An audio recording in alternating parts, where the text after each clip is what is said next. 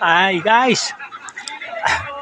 Magbabati lang po ako ng advance Happy New Year po sa inyong lahat. Sa lahat ng ating viewers at sa mga followers at mga kaibigan. Pag-usapan lang natin guys yung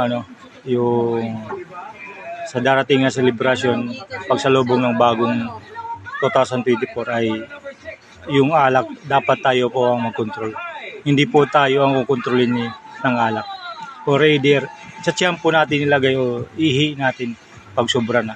Pero hindi po natin pa hayaan na umakyat sa ating mga utak at isipan. Kasi guys, marami sa ating nakapaligid, either mga kamag-anak, kaibigan o mga close friend natin na hindi makontrol yung emosyon ng ating mga binubuli o ating inaasar o yung ating mga ginagawang biro sa ating pagtitipon. Kaya tayo, dapat na tayo ay marunong kumontrol, tayo ang munawa doon sa hindi marunong kumontrol. At huwag po natin dagdagan kanilang emosyon na labis na dahil hindi na nga nila yung makontrol yung alak na yung kumokontrol sa nila. Kaya tayo na nandyan, ang ating isipan ay maliwanag pa, tayo po ay yung kumontrol sa kanila.